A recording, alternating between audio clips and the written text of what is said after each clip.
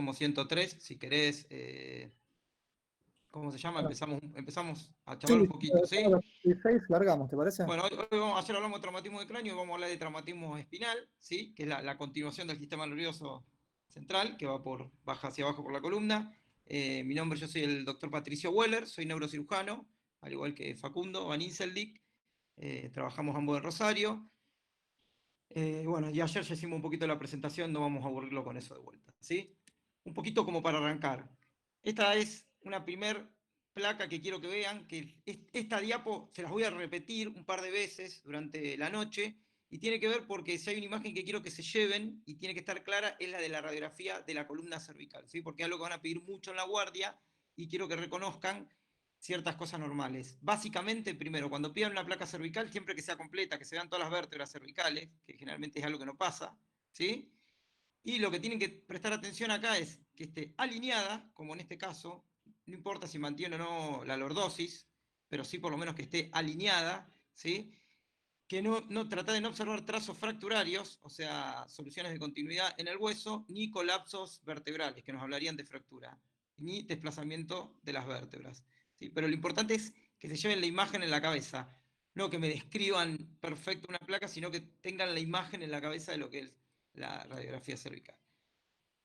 Vamos a empezar con lo que es bien la charla de hoy. Entonces, bueno, como siempre, los objetivos para la charla de hoy, lo que quiero que se lleven es, o tratemos de que se lleven, es un poco definir primero lo que es un traumatismo vertebral, conocer la importancia de por qué es importante el traumatismo, conocer los conceptos básicos de biomecánica y estabilidad, o sea, lo grosero, lo general de la biomecánica de los traumatismos, diferenciar en la lesión primaria y la secundaria. Esto ya habló Facu ayer en el cerebro, un poco de que hay una lesión primaria y hay una lesión secundaria, la importancia de lo que vamos a actuar nosotros. Nosotros vamos a poder actuar sobre la lesión secundaria, ¿no es cierto? Porque la lesión primaria la va a dar el trauma y no vamos a estar ahí para impedirlo.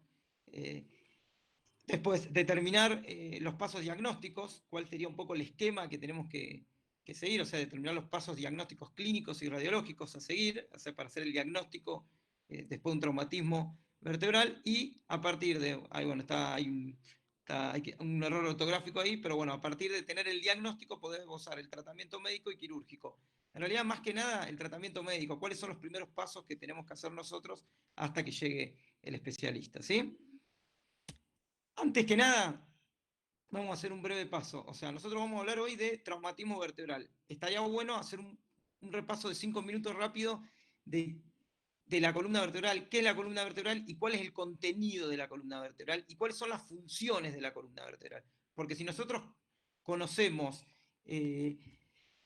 cómo es la columna vertebral, un poco la anatomía, aunque sea groseramente la columna vertebral, y conocemos cuál es la función, cuando esa función se rompa, se lastime, se lesione por alguna cuestión externa, o sea, vamos a ver, vamos a poder entender más fácilmente cuál es el problema, ¿sí? Por eso es muy importante saber lo que estamos viendo, ¿sí? Si no conocemos la función ni la anatomía grosera de la columna, es muy difícil entender cuando haya un trauma que interrumpa esa función de la columna, ¿sí? Entonces, básicamente sabemos que la columna vertebral, bueno, obviamente se extiende desde la cabeza hasta, por todo el tronco. La podemos dividir, esto es muy básico, pero se puede dividir en cervical, torácica y lumbar, ¿sí? Y lo que es la parte sacrocoxigia, que son las últimas vértebras, que son las que le dan forma a la cola, que están todas fusionadas. Sabemos que la columna vertebral, sabemos que tiene una curvatura con una panza hacia adelante, que se llama lordosis a nivel cervical, una panza hacia atrás a nivel del tórax y una panza hacia adelante a nivel de la columna lumbar, que es la lordosis lumbar. Que esas curvas son muy importantes para que podamos estar de pie, para que la persona pueda bipedestar. Y sabemos que son 7 vértebras cervicales, son 12 dorsales, 5 lumbares, y el sacro, veámoslo como, para no confundirnos, como una sola vértebra, son 5 vértebras fusionadas, ¿sí? ¿Qué podemos decir de las vértebras si las separamos, las ponemos por separadas? Que podemos dividirlas en dos tipos de vértebras, en C1, C2, que ya lo vamos a volver a ver a esto por las características que tienen, y en el resto de las vértebras cervicales, de C3 a S1, si queremos, de alguna manera. Sabemos que las vértebras, sabemos muy bien que están compuestas por un bloque que es el cuerpo adelante y por un anillo, ¿sí? Que que está compuesto, bueno, por las láminas y los pedículos hacia atrás. Sabemos que cuando superponemos anillo con anillo, forma un tubo, ¿no es cierto? Y por ese tubo, dentro del tubo, va a estar la médula. Y a los costados de los anillos hay agujeritos, que son los forámenes, que es por donde salen los nervios. Es una explicación básica que, como generalmente se los explicamos a los pacientes. Después, las columnas entre cervical, torácica y lumbar varían, ¿sí? ¿Qué varían y qué puedo decirle yo qué características serían más importantes? Sería a nivel cervical, sabemos que las vértebras son más chiquitas, porque tienen que soportar menos peso, porque lo único que tienen que soportar es el peso de la cabeza, a diferencia de las lumbares que tienen que soportar el peso de todo el cuerpo, por eso son más altas, más gordas, más grandes. A nivel cervical además tienen unos agujeritos para que pasen las arterias, que son los orificios vertebrales, que para que pasen las arterias vertebrales. Y bueno, y cambia la apófisis espinosa, que es bífida a nivel cervical. A nivel dorsal, la vértebra también es grande y lo que suma que tiene unas carillas para que se puedan articular las costillas, ¿sí? Y a nivel lumbar, qué importante la columna lumbar, a diferencia de la columna cervical y dorsal, que a nivel lumbar no hay médula, la médula termina en L1, L1, L2, ¿sí? O sea que generalmente, ya lo vamos a ver un poquito más adelante, si tenemos un paciente que ingresa parapléjico, o sea que no mueve las piernas después de un golpe, no piensen en hacer un estudio lumbar, pensemos que el problema está más arriba, está cervical o dorsal. Esto es una cosa que se ve muy común. Entra un paciente que no mueve las piernas y uno le pide una resonancia o estudios lumbares. No lo busquen a nivel lumbar porque probablemente el problema esté más arriba. Y también podemos decir, o sea, que la columna dorsal tiene médula, pero tiene una ventaja que es la jaula torácica. Ese tórax, esa caja torácica, le da mayor estabilidad y mayor protección. O sea, sobre todo para un desplazamiento. O sea, para que se desplace una vértebra dorsal es muy difícil, porque además de tener todas las estructuras que tiene la columna en sí, tiene la jaula torácica que la estabiliza. Sabemos que vértebra por vértebra, adelante se unen a través del disco, ¿sí? Y atrás a través de unos ganchos, que son las articulaciones, que van encastrados, ¿sí? Casi todo el peso y la carga de la columna está adelante, en la parte anterior de la columna, en el cuerpo y en el disco. Si voy muy rápido, pónganme en el chat, va muy rápido o va muy lento, ¿sí? O se aburren. ¿Cuál es el contenido de la columna? El contenido de la columna es la médula espinal, ¿sí? La médula espinal, que como dijimos antes, que nace desde el bulbo, o sea, en la unión bulbo-medular, ahí en el foramen magno, donde se acaba el cráneo, donde el agujero que conecta la columna con el cráneo, ¿sí? Hasta L1, L2, que es donde termina la médula. Después de L1, L2, sabemos que caen los nervios, como una cola de caballo, por eso se llama cola de caballo, y bueno, y van a ir saliendo por los diferentes orificios que son los forámenes. ¿Qué importancia tiene la médula? Que la médula es como el cerebro, te diría que es más delicada, ¿sí? Porque, o sea, si se lesiona no se reproduce, no se sana, es como el cerebro y como el corazón. Si se lesiona y no hay vuelta atrás, ¿sí? O sea, por eso es tan importante cuidarla y por eso es tan importante prevenir su lesión, ¿sí? Y tiene varias funciones la médula, que es la de llevar y traer información al cerebro, ¿sí? Para decirlo groseramente, y a su vez dentro de la misma médula actúa interrelacionando esa información. Por ejemplo, como ya sabemos que es el arco reflejo. A veces no sube toda la información al cerebro o no baja toda la información, sino que se procesa a nivel de la médula. ¿Por qué? Porque a veces el cuerpo tiene que actuar muy rápido. Toco algo caliente, me quemo, saco rápido. Eso es un reflejo. Eso se hace a nivel de la médula, ¿sí? O sea, para proteger. O sea, tiene que ser tan rápido la respuesta que no se puede el lujo de ir hasta el cerebro, procesarse y bajar. O sea, eso lo procesa la médula. Los reflejos generalmente lo procesan la médula. Lo que sí hace el cerebro es a veces inhibir ese reflejo para que no sea tan fuerte, ¿sí? O sea, regula el reflejo ese, ¿sí? Pero bueno, eso es importante. Dentro de las funciones de la médula dijimos que eran llevar y traer, ¿no es cierto? ¿Qué trae la médula? ¿Qué recogen los nervios? Los nervios recogen la sensibilidad del cuerpo. La sensibilidad, sabemos que tenemos una sensibilidad fina, superficial, para decirlo de alguna manera, táctil, o sea, podemos sentir lo que tocamos, ¿sí? Sentir el dolor, reconocer objetos, podemos sentir calor, sentir frío, tener una sensibilidad consciente, para decirlo de alguna manera, ¿sí? Eso sube por la médula, o sea, viene del cuerpo hacia la médula y lo lleva al cerebro. Después, eso dijimos que es lo que lleva la médula. Después la médula trae, ¿qué trae? Trae información motora sobre el cerebro, ¿sí? Motora, o sea, cuando el cerebro manda la orden de mover un brazo, mover una mano, mover las piernas, eso es una función también consciente que hace la médula. O sea, nosotros estamos enviando información a través de la médula al cuerpo y lo que dije antes de la sensibilidad, estamos recibiendo información consciente. Pero también recibimos una información inconsciente que tiene que ver con la sensibilidad profunda. Es la que hoy le dice al cerebro que yo estoy sentado de una manera y el cerebro lo que hace es regular la posición de mis músculos para no caernos, ¿cierto? Esa sensibilidad profunda que va por la parte posterior de la médula, para decirlo groseramente, por los famosos haces de Gol y de Burdach, ¿sí? Eso ya es una sensibilidad inconsciente, o sea, yo no estoy pensando cómo estoy parado, cómo tengo que poner los pies para no caerme al piso, cómo tengo que separar las piernas para no caerme al piso, o cómo tengo que estar apoyado. Es todo inconsciente.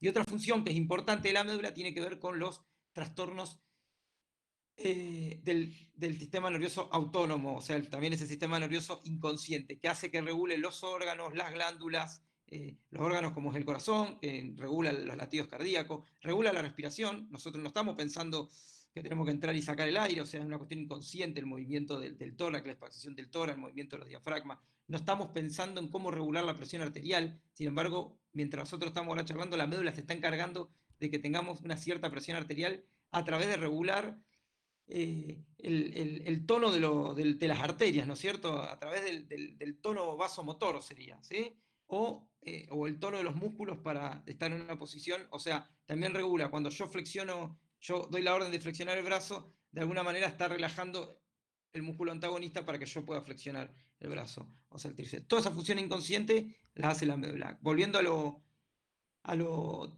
autónomo, regula el tránsito intestinal, regula el esfínter, regula que yo pueda sentir que me estoy haciendo pis y pueda orinar, regula el esfínter anal, el esfínter vesical, bueno, como dijimos antes. Es importante que se acuerden de eso, ahora, que se acuerden de que regula lo vasomotor, regula la presión arterial de alguna manera, ¿sí? A través de vasodilatar o vasocontraer los vasos. O sea, probablemente si si contraen mucho las arterias, va a aumentar la presión por una cuestión física, y si las dilata mucho, va a bajar la presión porque la sangre se empieza a acumular dentro de los vasos y baja la presión, ¿sí? Igual que el ritmo cardiológico, igual que la respiración. ¿Por qué es importante saber que la médula tiene esta función?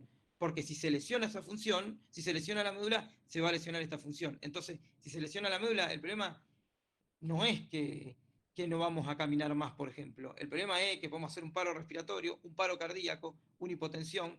eh, no vamos a poder manejar más la vejiga y no vamos a poder orinar, no vamos a poder hacer el cuerpo y no vamos a poder tener relaciones sexuales, ¿sí? Porque regula hasta la erección la médula, de alguna manera. O sea, es mucho más grave la lesión, ¿sí? Por eso es tan importante conocer cuáles son las funciones para saber qué hay que buscar cuando hay una lesión, ¿sí? Perdón que sea reiterativo en esto. Entonces, un poco lo que habíamos dicho antes, ¿cuál es la función de la columna vertebral? La función de la columna vertebral es de sostén, ¿sí? O sea, es el sostén del cuerpo, de estabilidad, es lo que nos permite estar parado por la inserción de los músculos, es lo que nos permite estar erguidos, ¿sí? O sea, es el centro de gravedad y tiene función de sostén y de protección la médula. Eso es lo más importante. Además, obviamente, la estabilidad, la amortiguación, la flexibilidad, que son parte de ese sostén. Pero bueno, un poquito resumiendo lo que yo le estaba diciendo antes, ¿sí? Si voy muy rápido me avisan. Mira, acá de vuelta apareció nuestra amiga, la placa de columna cervical que dijimos antes. Acuérdense, las 7 vértebras. Acá vemos esto es C2, ¿sí? Con su apófisis odontoides. Dijimos que dividíamos, ya vamos a volver sobre esto. C1 y C2 son diferentes al resto de las vértebras en su forma. Esto es el C1, esto es el atlas, pero vemos que está toda alineadita, ¿sí? Desde el odontoide C2, como baja, y está toda alineadita. Lo que estaría acá atrás correspondería al canal medular, ¿sí? No se ve ningún trazo fracturario, no se ve ningún desplazamiento de vértebra, que ya les voy a mostrar radiografías patológicas para que ustedes se puedan dar cuenta, y tampoco se ven colapsada ninguna vértebra, se ven los cuadraditos, estos que son los cuerpos de la vértebra, y acá estarían los espacios discales. O sea, esto podríamos decir que es dentro, a ver, uno puede decir que puede tener un pinzamiento, alguna cuestión degenerativa, pero dentro de lo que es trauma, esto sería una radiografía normal, ¿sí? Entonces, vamos un poquito a los objetivos que dijimos. Vamos a definir el traumatismo vértebro-medulares. Nosotros cuando definíamos traumatismo de cráneo, sabemos que es la transmisión abrupta de una energía cinética sobre el cráneo. Bueno, en este caso va a ser la transmisión abrupta de la energía cinética sobre la columna vertebral y su contenido, ¿sí? Sabemos que se da mucho, esto es importante, porque es que lo sepan, porque hay que cuidar. Se da mucho en pacientes jóvenes, se da mucho las lesiones vértebro-medulares. Una de las causas más frecuentes son los accidentes de tránsito, diría que es la causa más frecuente. Se da más en varones que en mujeres, para decirlo de alguna manera. dijimos, los accidentes de tránsito, también se puede dar en lesiones deportivas, también se puede dar en accidentes de trabajo, pero la mayoría de las veces se da en lo que es accidentes de tránsito. Y muchas veces lo que vamos a ver no es un traumatismo vértebro-medular, sino lo que vamos a ver es un politraumatismo. O sea, lo vamos a ver dentro de un contexto, igual que traumatismo de cráneo, que es un politraumatismo. Yo tengo un accidente de tránsito, no solamente voy a tener un traumatismo de la columna vertebral, sino que voy a tener un traumatismo de otras partes del cuerpo, ya sea un traumatismo de cráneo, lesiones hepáticas, vaso, un montón de lesiones, fractura de costillas que se pueden asociar a este tipo de lesiones, ¿sí? Entonces, acá entramos en lo que tiene que ver con la biomecánica de la fractura. ¿Qué es la biomecánica? La biomecánica, de alguna manera, es la parte de la física que estudia la acción de la fuerza sobre los cuerpos biológicos. O sea, lo que va a actuar, lo que estudia la biomecánica es cómo es el golpe, cómo es el traumatismo, cómo se produce, cómo actúa la fuerza, ¿sí? En qué plano del espacio. Todos sabemos que hay tres planos en el espacio. ¿Cómo actúa? Si una fuerza que actúa en forma axial, tipo compresión, si va a actuar en forma de tipo de flexión, en forma de lateralización, una fuerza de cizallamiento. Podemos ver que la fuerza puede actuar de un montón de maneras. Las fuerzas, ¿cómo se representan? Por vectores. Esos vectores en la línea de fuerza, cómo actúa, y tiene un punto de aplicación que es donde a, eh, va a impactar el trauma, un punto de aplicación, tiene una dirección y tiene una magnitud. O sea, no es cuando hablamos de magnitud hablamos de intensidad de la fuerza, o sea, que es muy importante. No es lo mismo un accidente de tránsito, salir disparado 200 metros del auto y caer con la cabeza flexionada sobre un cordón, que pase alguien y te golpee con una rama el cuello, ¿sí? Para decirlo de alguna manera. Esto es un poquito lo que hablábamos, esos vectores. Bueno, esto no quiero perder mucho tiempo con esto, pero tener en cuenta eso, muy importante cuando hablamos de biomecánica, que va a tener que ver con el interrogatorio, tener en cuenta cómo es la biomecánica del trauma, pero sobre todo pensando en la intensidad de la lesión que puede producir, ¿sí? O sea, vuelvo a repetir lo mismo, si alguien se cae de un 10º piso o sale disparado a 200 metros del auto, o el golpe es con la cabeza en flexión, o puede ser con la cabeza en extensión, van a cambiar el tipo de lesiones que se puedan producir, ¿sí? Por eso el vector de fuerza, lo que hablábamos antes, puede ser en compresión, en distracción, en flexión, en extensión, rotación o flexión lateral. De acuerdo a cómo actúe ese vector, generalmente va a ser el tipo de lesión que genere, ¿sí? Si es en compresión, probablemente va a haber una vértebra en estallido, ¿sí? Porque va a ser así. Si actúa en distracción, puede ser que genere más una luxación y no una fractura vertebral.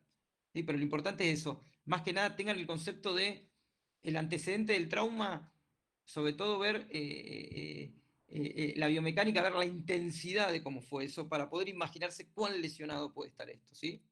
O sea, ya ustedes lo tienen que proyectar en la cabeza, que ese paciente que salió disparado 200 metros puede tener lesión vertebral, ¿sí? Esto es lo que hablamos. Cuando hablamos de biomecánica del trauma, vuelve a pasar un poquito lo mismo. Tenemos que dividir la columna en dos, no la dividimos más en cervical, dorsal y lumbar, la vamos a dividir en C1, C2 y la vamos a dividir de... Esto es muy grosero lo que yo le estoy diciendo. Hay un montón de clasificaciones y después las quieren buscar o se contactan con nosotros y se las damos, ¿sí? Pero para que ustedes lo vean groseramente, podemos decir que hay dos tipos de vértebras, C1 y C2 y de C3 a L5, ¿sí? Que tiene que ver con respecto a la forma, que es lo que hablamos. C1 no tiene cuerpo, por ejemplo, es todo como un anillo directamente, y C2 tiene un diente que es muy importante, que es la apófisis odontoides, que va como a enhebrar a C1, ¿sí? Y va a estar protegida por lo que es el ligamento transverso, que de alguna manera va a evitar que ese diente se desplace, ¿sí? Y nos va a permitir movimientos sobre todo de rotación, ciertos movimientos que otra vértebra no nos van a producir. Y son vértebras altas, ¿sí? O sea, que son vértebras que cuando se lesionan generan gran inestabilidad, ¿no es cierto?, de la columna, con gran riesgo de producir una lesión medular. Eso es importante que lo sepan, ¿sí? Entonces, generalmente el vector siempre, cuando uno habla del vector, generalmente siempre va a actuar sobre el odontoide. Es muy importante tener en cuenta el odontoide, ¿sí? Que es el punto de equilibrio entre C1 y C2. Y bueno, las otras vértebras es lo que hablamos. Las otras vértebras a nivel de la lesión son anatómicamente muy parecidas. ¿Por qué yo muestro la placa cervical y no muestro las otras placas? Y es lo que más voy a joder esta noche con la placa cervical. ¿Por qué? Porque al nivel lumbar no hay médula, y se los vuelvo a repetir porque siempre ven a alguien que no mueve las piernas y le piden una resonancia lumbar. No hay médula, o sea, que a mí se me lesione una columna lumbar, lo que me va a traer es mucho dolor, pero es muy difícil que me traiga una secuela definitiva de un paciente, ¿sí? Salvo en algunos casos particulares que ya lo vamos a ver. A nivel dorsal está muy protegida por la jaula torácica, en la columna dorsal. Puede haber una lesión que me deje una secuela grave, pero generalmente al estar protegida me protege un poco más. En cambio, la columna cervical es la que más desprotegida de todas. Es el niño chiquito, es el que hay que proteger. ¿Por qué? Porque tiene médula dentro, ¿sí? Tiene médula dentro, aparte es la primera parte de la médula, o sea que una lesión ahí es totalmente incapacitante y no tiene una protección como puede tener la columna dorsal. O sea, esa es la diferencia con las otras columnas. Facu, ¿vos querés ir aclarando algo? ¿Querés decir algo con respecto a esto? No, la verdad que es una buena introducción de lo que es la estructura de la columna. Quizás sea mucho para absorber en poco tiempo, pero yo creo que es también un recordatorio porque todos Mm, ellos a lo largo de la carrera han dado, tanto sea lo que es anatomía de la columna como las vías aferentes y eferentes. Pero me parece que venís haciendo un buen resumen. Creo que hay que puntualizar sobre los elementos que son importantes a la evaluación del trauma, pero me parece que es lo que viene ahora, Pato, así que sí, no. sí, un poquito esto era es lo que hablamos antes. Si uno conoce la función y las partes más o menos de la columna, es más fácil poder interpretar las lesiones o poder reproducirse en la cabeza qué lesiones se pueden producir, ¿me entendés? Saber Quizá, qué tenemos que ir a buscar, ¿me entendés? Eso para quizá mí es muy importante. quería aclarar algo que por ahí es importante, que vos lo dijiste. Es cierto que la columna lumbar rara vez sea la causa más frecuente de un paciente que está con una paraplegia, que está con la imposibilidad de mover las piernas, pero para ser muy claros, digamos, lesiones en la columna lumbar pueden dar paraplegia, no es algo que esté exento de lo que Pato está tratando de ordenar un poco, es digamos, en un orden de frecuencia. Si uno tiene que sospechar cuál es la causa de un paciente que está con un déficit motor en miembros inferiores, tiene razón de que hay que ir a buscarlo bastante más arriba que la columna lumbar, pero en sí también la columna lumbar puede dar cuadros de paraplegia. Pero es importante que sepan de que digamos, es mucho más frecuente en columna cervical y en columna dorsal que en columna lumbar, los pacientes parapléjicos, al menos en trauma. No, no, totalmente. Y lo aclaro, Facu, porque uno es un error que ve mucho la guardia, en realidad cuando ven un paciente parapléjico muchas veces van y piden resonancia lumbar. Está buena la resonancia lumbar, existe una cosa que es el síndrome de cola de caballo o de cono medular, pero lo que uno le quiere decir es que hay que buscarlo más arriba, hay que pensarlo más arriba, ¿me entendés? Eso, viste que a veces va y si ya tiene hecha la resonancia y abrís y tiene solamente resonancia lumbar, cuando tenemos que buscar. Igual hay un montón de elementos para que podamos sospechar dónde está la lesión, ¿sí? Pero bueno, un poquito le quería hacer esa introducción en cuanto a que a veces, como uno ve como más desnuda o la columna cervical, y aparte el 55% de los traumas raquimedulares son sobre la columna cervical, ¿sí? O sea, es donde a veces hay que hacer hincapié, pero obviamente las otras columnas son muy, muy importantes, ¿sí? Cuando hablábamos de biomecánica dijimos dividamos un poco esto rápidamente porque hay un montón de clasificaciones y no vamos a entrar en las clasificaciones que son bastante difíciles. Por ahí uno lo que le decía antes es que hay diferentes, dividimos generalmente la columna biomecánicamente en C1, C2 y en el resto de las vértebras. Dentro de lo que es C1, C2, ¿qué tenemos que tener en cuenta? Son las fracturas del atlas, como por ejemplo se puede ver acá, C1, ¿sí? La famosa fractura de Jefferson, ¿sí?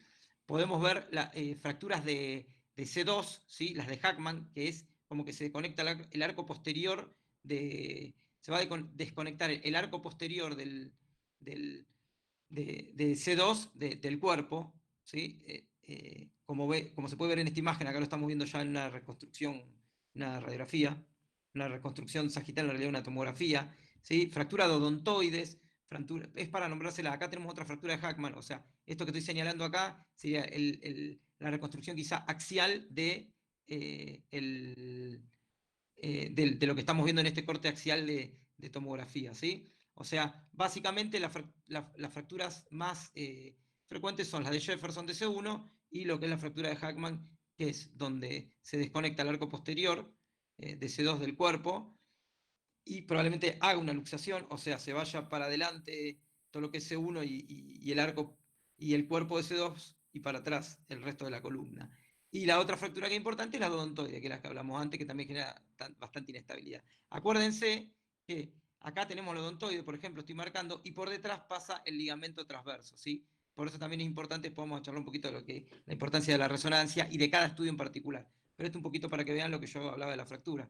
Con respecto a lo que hablamos antes, volvemos a tener una placa cervical, podemos decir que es normal, vemos que está alineada, que el canal parecería que no está desplazado en ninguna vértebra hacia el canal, no se ven trazos de fractura. Acá, vieron, si aprendemos a ver esta imagen, vamos a ver enseguida, apenas veamos esta imagen, lo grosero que es. Acá hay una luxación, el desplazamiento de C4 sobre C5, por ejemplo, una luxación con las carillas articulares, los ganchos que están atrás también están rotos, ven que hay una solución de continuidad. Acá podemos ver también en la placa lumbar, como vemos una fractura aplastamiento, esto debe ser L2, si no me equivoco, más o menos, no veo el sacro, pero calculo que el sacro está acá. Y lo importante también ver es, hablamos, si vemos, pensamos que atrás de esta línea posterior está el canal, esto va a tener invasión del canal, o sea, está roto el muro posterior, otro ejemplo de fractura, o sea, otro efecto. Esto generalmente pasa, estos son pacientes, aunque no lo crean, muchas veces osteoporóticos en este tipo de fractura, desaparece prácticamente la vértebra, ¿sí? A veces estas fracturas son hasta hallazgos. Hay pacientes que se fracturan así, no sienten dolor, y lo encontramos buscando otra patología esto, ¿sí? Bueno, acá la famosa fractura en gota, también, esto generalmente por un mecanismo de hiperflexión, ¿sí? Bueno, un poquito como para mostrarle. Esta yo dije que era una placa normal, perdón, es acá adelante, pero hay una fractura de la espinosa S7. Miren, me la estaba comiendo ya por no mirar bien, haciendo la clase. Pero ven que hay una fractura de la espinosa S7, uno ve acá adelante, está alineado, perdón, a ver si puedo volver para atrás, está alineado, no hay desplazamiento de las vértebras, no hay colapso de los cuerpos, pero sí vemos que tenemos una fractura de la espinosa S7. Bueno, un poquito lo que hablábamos. Vamos un poco rápido a lo que es la fisiopatología de las lesiones. Acá, de alguna manera, hablábamos antes de que hay mecanismos primarios de lesión y mecanismos secundarios, ¿sí? Qué importante que nosotros reconozcamos esos mecanismos secundarios. ¿Por qué importante? Porque es donde vamos a poder actuar, ¿sí? Porque los mecanismos primarios van a estar relacionados con el momento del impacto, de la lesión. Tienen que ver con la compresión, con la deformación, con el desplazamiento de la vértebra, con la contusión, laceración o sección de la médula, ¿sí? Ya sea por fragmentos óseos, por proyectiles, o por, no sé, un arma, una herida de arma blanca, que es más raro que lesiones.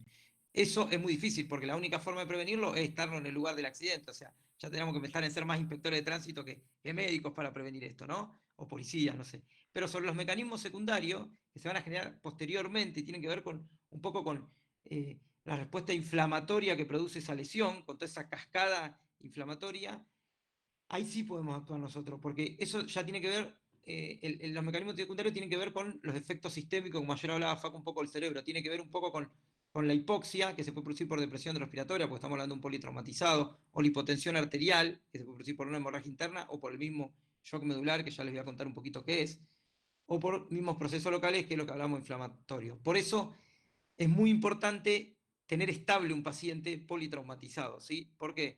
Porque podemos bajar mucho lo que es el nivel de lesión medular, ¿sí? O sea, si nosotros tenemos una médula que está apretada, que está sufriendo porque se desplazó una vértebra y está comprimiendo esa médula, y encima lo tenemos hipotenso, encima que esa médula le llega poca sangre porque está apretada, nosotros lo tenemos hipotenso, le va a llegar menos sangre todavía. Y si lo tenemos hipoxémico, encima que le llega poca sangre, le va a llegar con poco oxígeno. Entonces esa lesión va a ser mayor. Entonces sobre eso es lo que nosotros tenemos que trabajar, ¿sí? Un poco sobre los mecanismos secundarios de lesión. ¿Mm? Y definir un poquito lo que es la estabilidad espinal. La estabilidad espinal, la definición, hay muchos autores que hablaron de esto, los que más hablan de estabilidad espinal, si uno busca la bibliografía, son White y Panjabi, un poco, y que la estabilidad espinal se define como la capacidad que posee la columna vertebral para mantener las relaciones anatómicas normales entre sus componentes, luego de soportar una o más fuerza. Lo leo porque es una definición esto, ¿sí? De la, de la, de la estabilidad espinal. O sea, cualquier cosa que altere esa relación anatómica, o sea, que tiene la columna, como dijimos recién, entre sus componentes, o sea, que altere esa relación, ya sea por una cuestión articular o por una cuestión del canal, va a generar una columna inestable, ¿sí? O sea, cuando no se puede mantener esa estabilidad porque hay una fractura, o sea, que desplaza, porque hay una ruptura ligamentaria, porque hay un desplazamiento, una luxación de una vértebra, o sea, aparecen zonas de hipermovilidad o deformación entre las vértebras. Eso va a producir mucho dolor por el solo hecho de la movilidad de la vértebra, va a aparecer dolor como cualquier fractura o lesión de cualquier hueso del cuerpo, pero además, al comprimir la médula van a aparecer síntomas neurológicos, ¿sí? La médula o la raíz nerviosa, porque puede comprimir a nivel del conducto, puede comprimir a nivel de los orificios, que es por donde salen los nervios. Entonces, la columna se vuelve inestable, lo que decíamos antes, cuando los ligamentos que la unen se rompen, o los ganchos de atrás se rompen, o los discos se rompen y se desplazan, ¿sí? O cuando las fracturas no consolidan, porque eso te hablamos en una estabilidad en forma crónica, se puede producir también porque no consolidan las fracturas, porque los fragmentos están muy separados entre sí, entonces no pegan y se produce la famosa pseudoartrosis con la inestabilidad de la columna, ¿sí? Facu, no sé si querés agregar algo con respecto a la estabilidad de la columna. No, no sé si va a ser si va a ser un tema que vas a tocar ahora en lo próximo, pero eh, quizás es importante dividir la estabilidad en la estabilidad estática y la estabilidad dinámica. Hay un concepto que es muy interesante, que también nos trae muchas sorpresas y a veces problemas en la evaluación de los pacientes con trauma espinal, es que la mayoría de los estudios radiográficos convencionales, más en un paciente politraumatizado, se hacen en un estado de relativo reposo y protección, porque tiene Mm, sentido. Es decir, uno comienza haciendo placas simples, donde la columna no soporta cargas y donde está en una posición neutra. Eso nos asegura o nos hace evaluar a la columna en una estabilidad estática, es decir, la columna en reposo. Eh, Esos estudios pueden dar bien, pueden arrojar ningún tipo de anomalías, pero como la columna es un órgano móvil y que soporta peso y que requiere movimientos de flexión, de extensión, de lateralización y de rotación, muchas veces una columna que parece normal en los estudios estáticos puede arrojar inestabilidades en los estudios dinámicos. Entonces, yo creo que lo vas a tocar en un ratito, pero es importante saber de que hay dos tipos de estabilidades que tienen que cumplirse para que un paciente esté libre de lesiones por traumatismo, que son esas dos, la estabilidad estática y la estabilidad dinámica. está bien. Perfecto.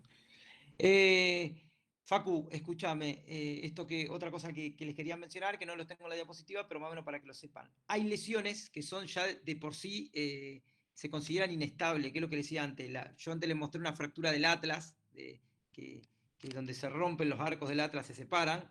Eso es una fractura, la fractura de Jefferson, sobre todo cuando hay ruptura, a lo que nos va a permitir ver la resonancia, cuando hay ruptura del ligamento transverso, que es el que nos está sosteniendo los odontoides.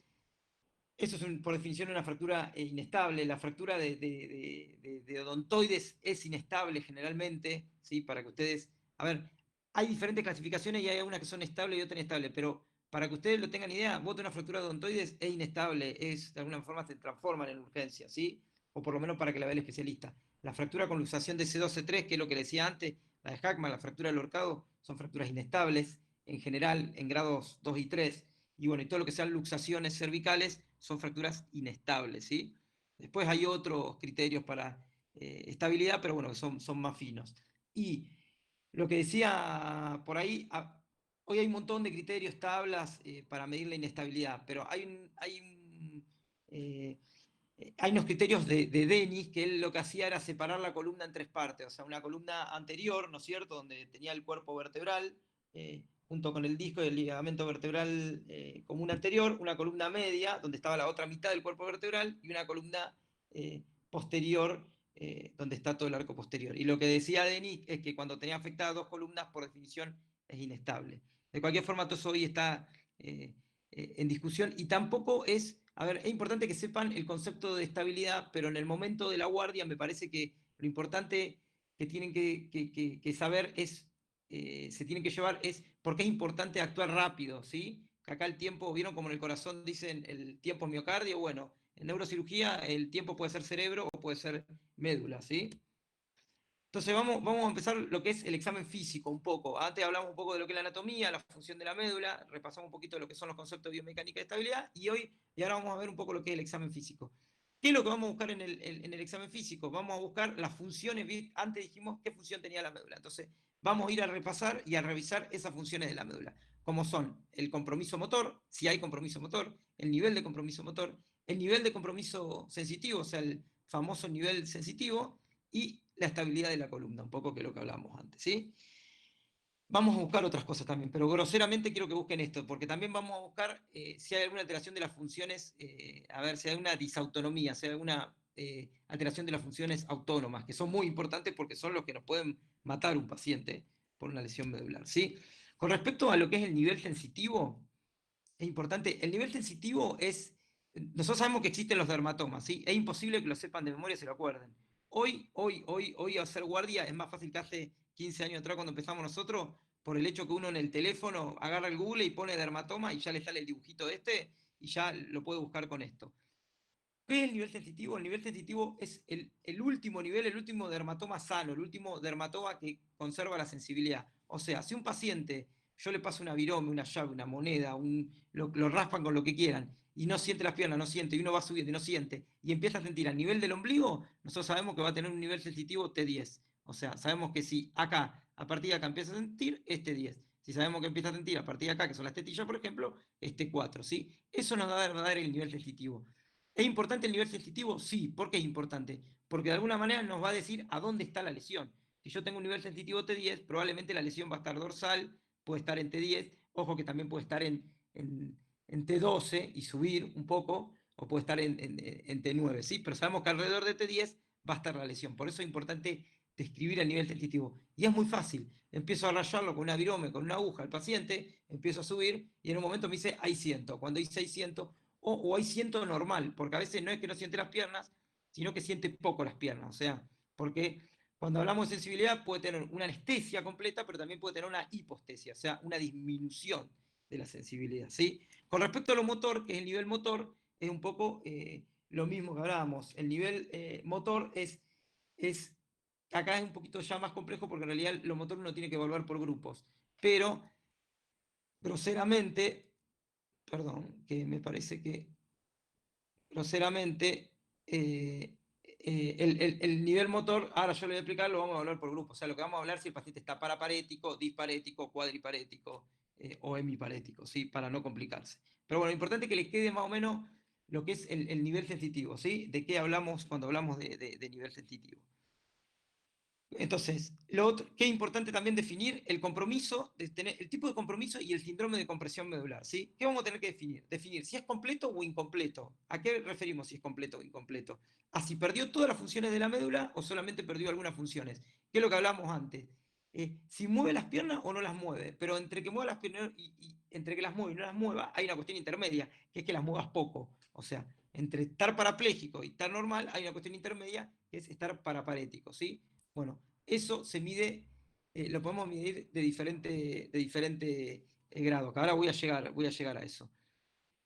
Cuando, para uno considerar que, como uno cuando evalúa la cuestión motora va a evaluar la movilidad de las piernas, si las puede levantar, o sea, contra gravedad, o simplemente quizá el paciente las pueda mover en la cama, pero no pueda separar las piernas de la cama, por ejemplo, ¿sí? O sea, uno lo mide en 5 grados al compromiso motor.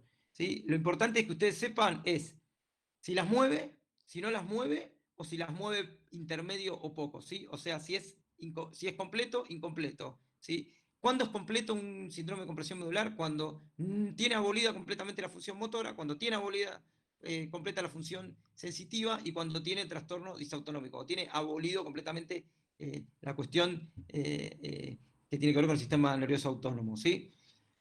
Y después, otra cosa que tiene que ver con los síndromes, hay diferentes tipos de síndromes, porque de acuerdo a donde se lesione la médula, nos va a cambiar el tipo de síndrome que nos puede dar, que ahora lo voy a explicar en la próxima diapositiva. ¿Sí? Cuando a veces muchas veces parece una lesión completa, pero uno pasa la mano a nivel de lo que es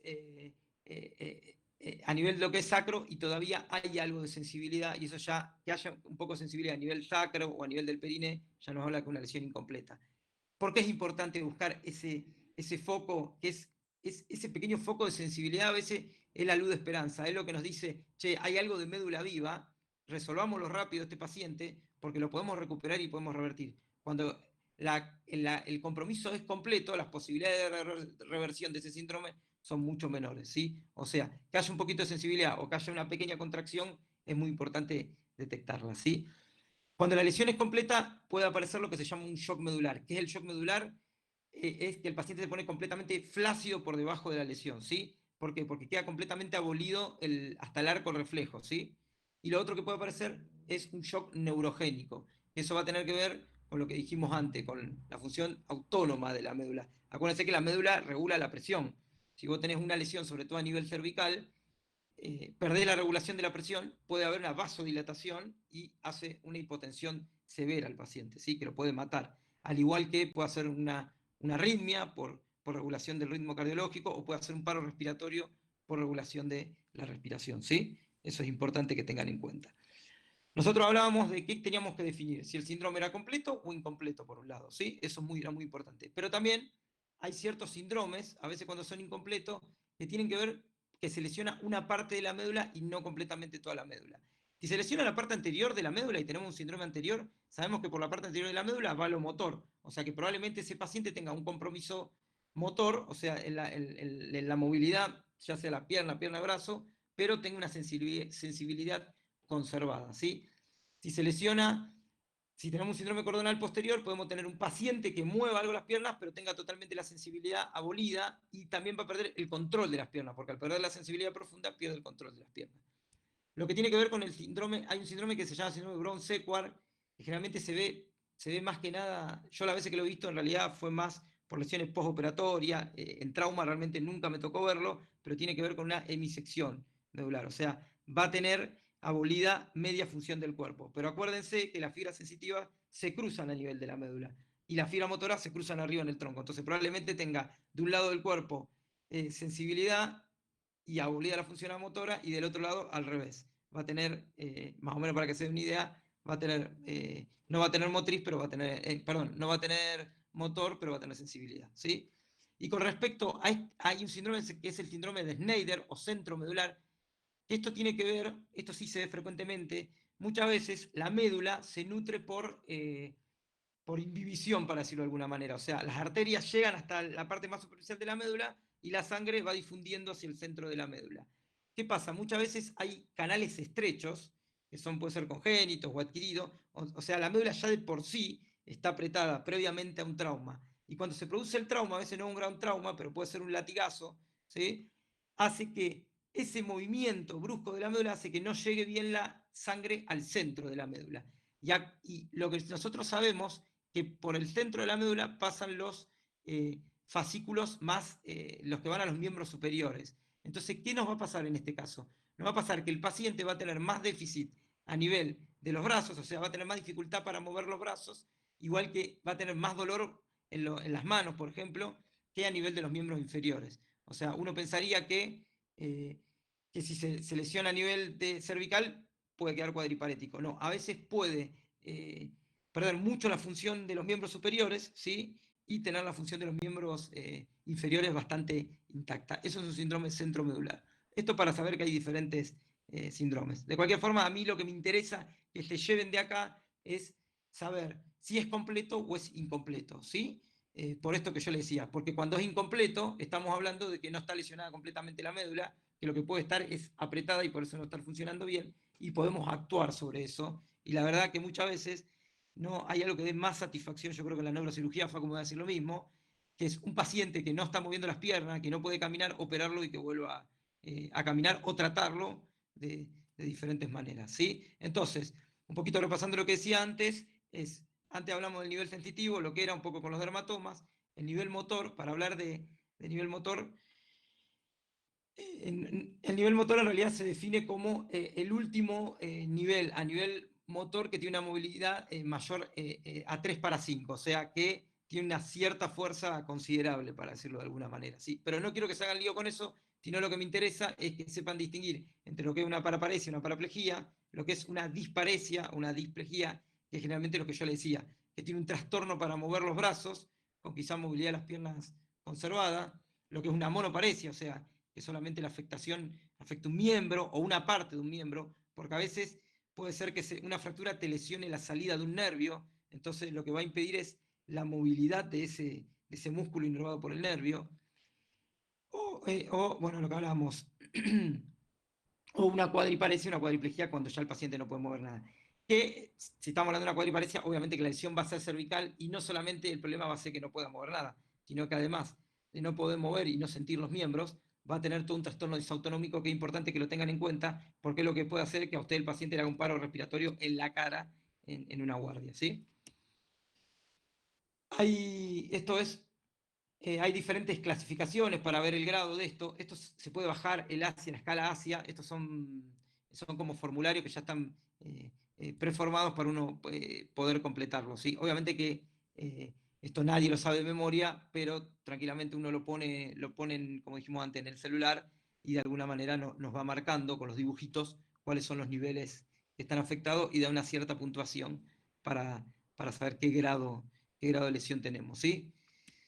Y lo otro que es importante, por ahí sí, también es lo que hablamos antes, la escala de Frankel, lo que me clasifica, me habla desde una lesión A, que es completa, que es lo que hablábamos, que no hay función ni motora ni sensitiva por debajo de la lesión, hasta un grado E, donde es una recuperación completamente normal. O sea, es un paciente que tuvo algún síntoma, pero se recuperó normalmente. O sea, quizá lo tuvo en el momento del accidente, pero cuando llega a la guardia ya normal. Entre el A y el E hay diferentes grados, ¿sí? Lo que dijimos antes, diferentes grados de lesión incompleta. Esto es para que lo sepan. No voy a entrar en detalle en esto porque vamos a perder tiempo, pero sépanlo, que es importante. Facu, no sé si queréis ir aclarando algo de esto. No, justamente hay una serie de preguntas en el chat. Me gustaría cederle la palabra a Julián Luchini, que tiene una pregunta para vos que no supe interpretar muy bien y prefiero que te la haga él directamente. Julián, ¿estás por ahí? Sí, sí, no sé si se me escucha. Perfecto. Sí, no, lo que no entendí, o sea, sí entendí que la sensibilidad de los dermatomas sacros nos indica que es una lesión incompleta, o nos hace referencia a eso. Lo que mi pregunta era, ¿por qué, digamos, nosotros inferimos que la sensibilidad de, de los dermatomas sacros nos Mira, confiere a esa ver, para que sensibilidad? quiero ver si te lo puedo demostrar. Porque si vos ves, cuando vos ves los dibujitos de lo que es dermatoma, por ejemplo, a ver, en realidad lo que uno quiere decir es que a veces buscar la sensibilidad sacra o en el periné, ¿me entendés? A veces el paciente no siente las piernas, pero tiene algo de sensibilidad sacra en el periné. Es para no pensar que a veces uno piensa que una lesión completa porque no mueve las piernas y tiene una anestesia completa de las piernas, pero uno toca a nivel del periné y encuentra sensibilidad. Si vos ves en los dibujitos del dermatoma, vas a ver que lo que es el periné y lo que es sacro son las últimas raíces, S3, S4, S5 que salen, ¿sí? Entonces, si conserva algo de función esas últimas raíces, es porque para arriba la médula tiene algo de función, ¿sí? Eso, a ver, es una cuestión a ver, fue un comentario que uno hizo. Hay un montón de cosas que buscar, pero en forma grosera lo importante es que lo que quiero decir con esto es que hay que buscar todos los dermatomas, ¿me entendés? Y hay que ser obsesivo en cuanto a buscar el nivel sensitivo, ¿me entendés? Y ver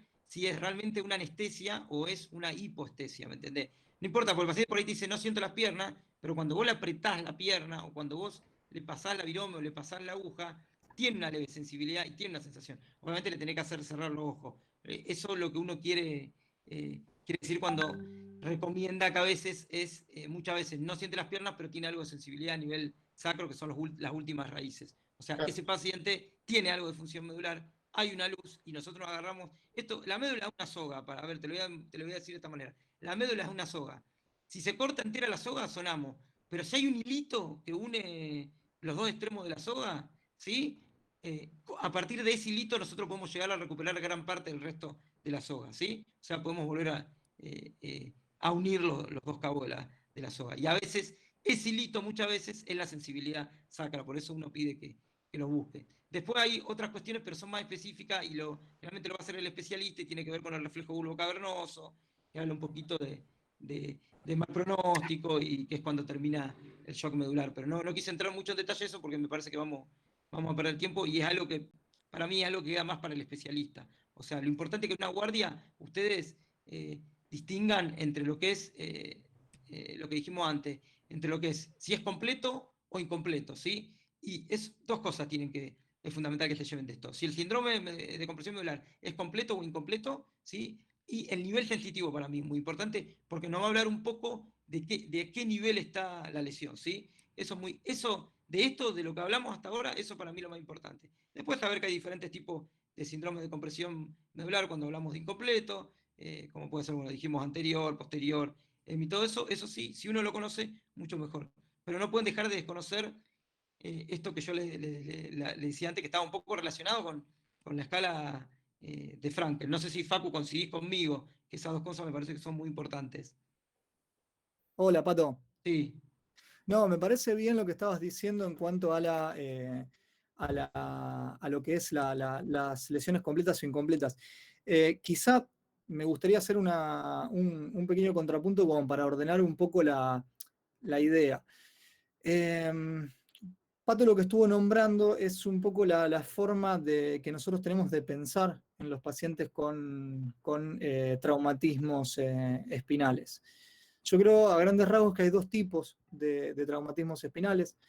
Existe el traumatismo espinal con déficit neurológico y existe el traumatismo espinal sin déficit neurológico, donde ahí juega mucho nuestro nivel de sospecha. En el traumatismo espinal con déficit neurológico, lo que les contó Pato es muy importante, que es cuando el paciente tiene un déficit neurológico atribuible a una posible lesión. Como no podemos hacer estudios de todo el raquis y terminar adivinando dónde está la lesión, ahí juega un poco lo que es el diagnóstico topográfico de la lesión, es decir, encontrar mediante los niveles sensitivos y motores cuáles son los probables orígenes de ese déficit neurológico que tiene el paciente traumatizado.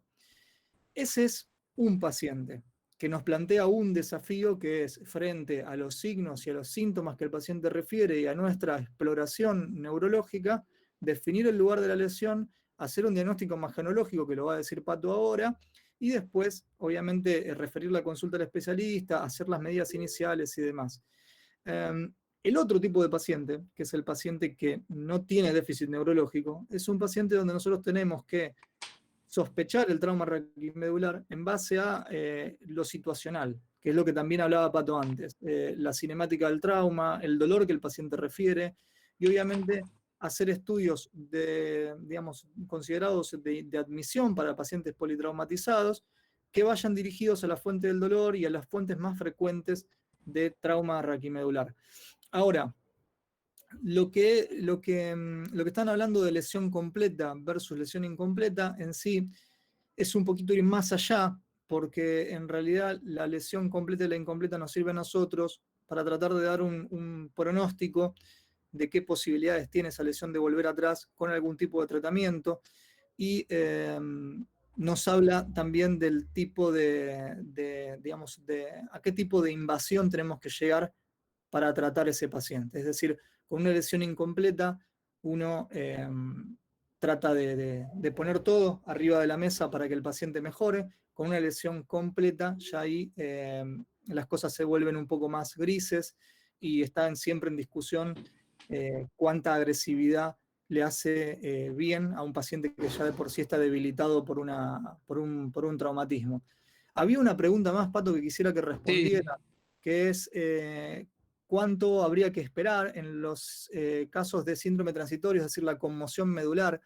Estaría bueno también que aclares que la palabra shock medular tiene varias acepciones. Tiene la Sí. acepción de la pérdida completa y transitoria de la función medular por producto del trauma, que es a lo que se refiere Desiree Rosa, y también tiene otra acepción que es la pérdida de tono vasomotor, hipotensión, To- producto to- del... to- Totalmente. Eso es hablamos de shock neurogénico. Ustedes en algún momento durante la carrera estudiaron lo que llamábamos el paciente en shock. El paciente, hablábamos del paciente del shock cardiogénico, el shock hipovolémico. ¿Se acuerdan que había un shock que era más absoluto, que era el por pérdida de sangre? O sea, el paciente se hipotensa por pérdida de sangre, y después teníamos los shocks relativos. En realidad había una volemia importante, pero el cuerpo no la podía manejar. Como la insuficiencia cardíaca no puede bombear bien, bueno, el shock neurogénico es un shock dentro de lo que son los relativos, ¿sí? Es la pérdida del tono vasomotor. Esa es la definición, es el shock neurogénico, el paciente que se descompensa, se hipotensa por pérdida de tono vasomotor. El shock medular se define como la pérdida más del tono motor, que es el paciente está totalmente flácido.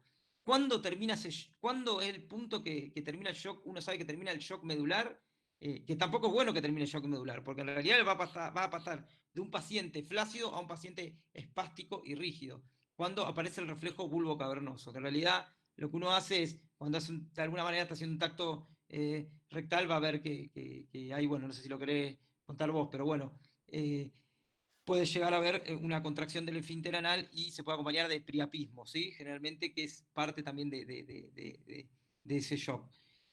Pato, Perdón, y una pregunta que estaban diciendo, porque en realidad ella habla de conmoción medular. En realidad la ¿no se palabra referirá al conmoción medular, Cibora?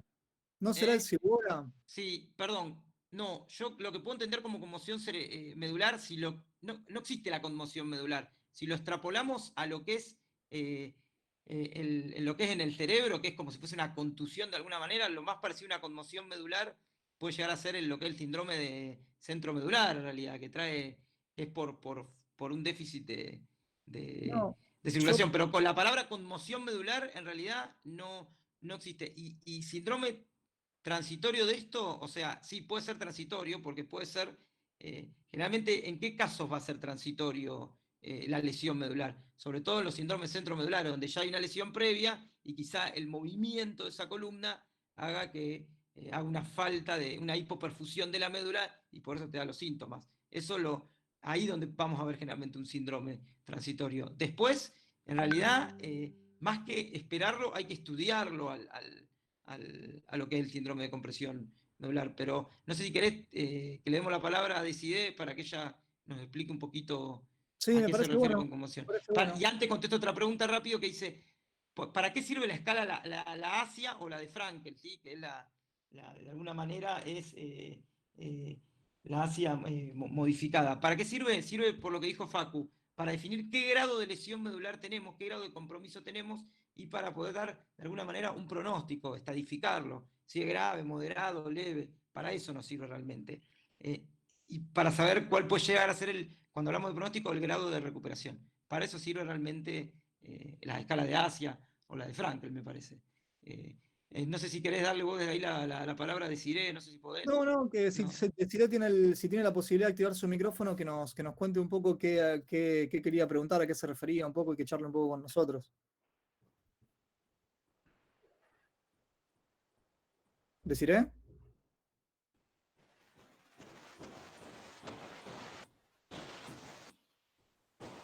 Tengo un poco de ruido ahí.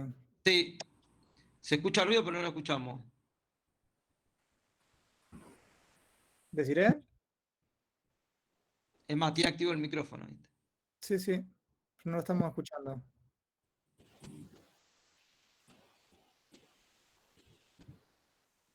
No, aparentemente hay Bueno, algún problema. fíjate, que se fije fue el micrófono o escribinos por ahí por el chat, así seguimos porque ya me parece Sí, que se nos van a ir a dormir si no, los chicos. Escúchame, bueno, entonces con respecto al diagnóstico, volvemos para hacer un repaso, bueno, lo que decíamos antes, la importancia de definir qué tipo de síndrome tiene por el pronóstico y por lo rápido que hay que actuar, ¿sí? Lo que hablamos antes. El diagnóstico, bueno, como dijimos antes, va a tener que ver con el examen físico, es lo primero que hace uno, ¿sí? Después obviamente vienen las cuestiones imagenológicas.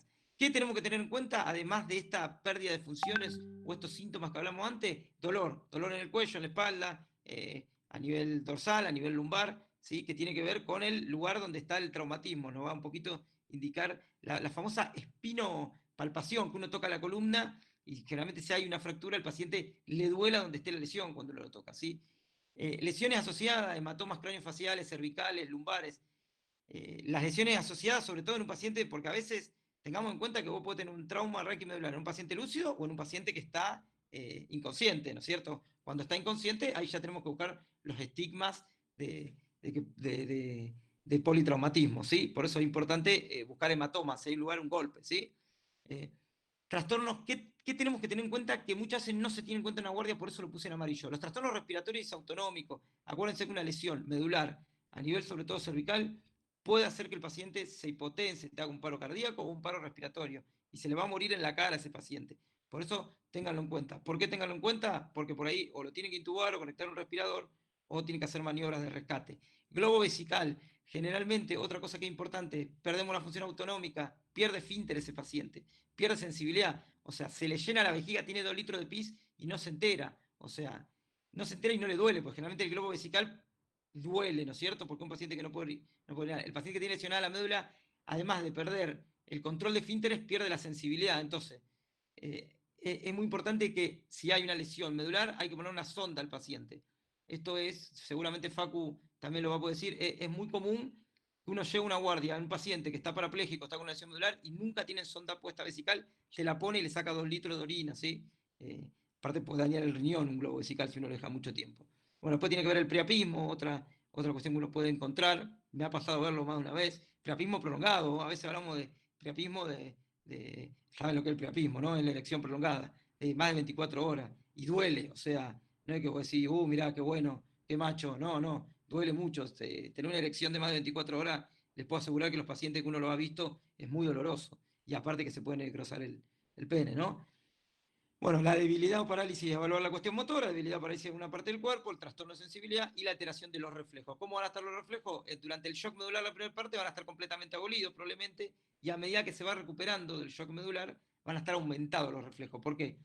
Porque pierde esa regulación que le da el cerebelo a la médula para los reflejos. Entonces, es como que se liberan los reflejos. Van a estar hiperrefléxicos. Es muy importante eso, porque a veces cuando las lesiones son en lesiones, algunas lesiones leves o que nos dejan duda, uno sienta al paciente y ya el hecho de tocarle el tendón cuadricipital parece, el paciente patea y no se agota, o sea, es un reflejo, es una hiperreflexia muy marcada. Cuando tengan la oportunidad de verlo en una guardia no se lo van a olvidar más. La hiperreflexia de la lesión medular es algo muy, muy característico, ¿sí? O sea, lo que dijimos. Entonces, estos serían los signos y síntomas que uno tiene que tener en cuenta, la primera parte.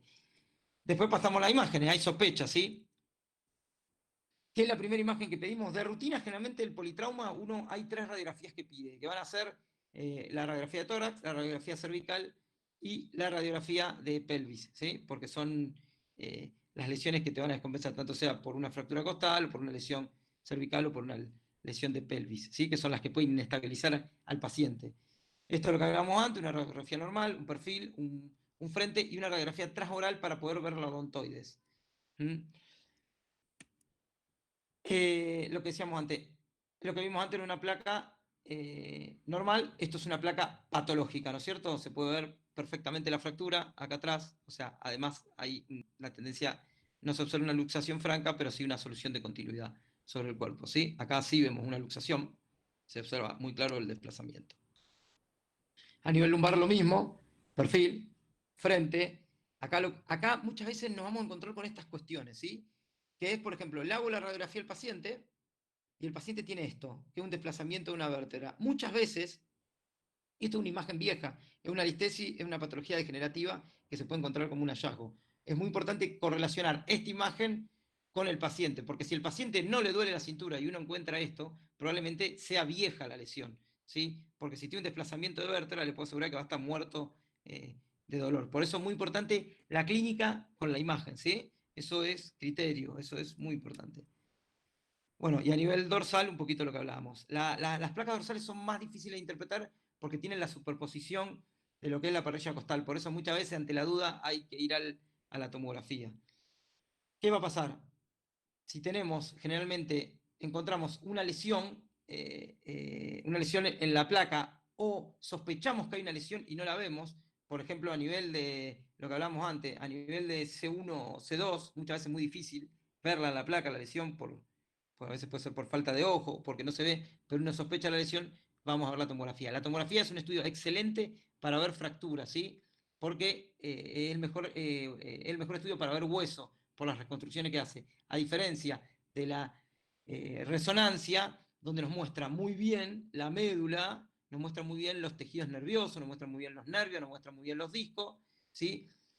Pero a nivel óseo muchas veces no vemos la fractura o los trazos fracturarios. Si hay un colapso de la vértebra, lo vas a ver enseguida en la resonancia, pero muchas veces no hay un colapso, sino que hay una fractura, entonces no la vamos a ver en la resonancia y sí la vamos a ver en la tomografía. También la tomografía nos sirve para ver lo que es, igual que la resonancia, lo que son los cortes axiales, si hay compromiso del muro posterior, invasión del canal, que es lo otro que vamos a buscar. Porque la fractura por sí sola va a generar inestabilidad, va a generar dolor, pero después lo otro que hay que buscar es si hay invasión o compresión de la médula, ¿sí? Para ver si se correlaciona con la clínica del del paciente. Esto es una reconstrucción 3D, hoy con los tomógrafos se puede hacer un montón de cuestiones, pero sí es importante saber que los dos estudios son muy importantes, ¿sí? Si hay un daño, si hay una compresión medular, esto sí importante, es una urgencia imagenológica de alguna manera. Siempre van a escuchar que digan que la resonancia no es algo urgente, ¿sí? Que lo urgente puede ser una placa, una tomografía. Es más, en cráneo, con una tomografía podés resolver una urgencia, que es un hematoma.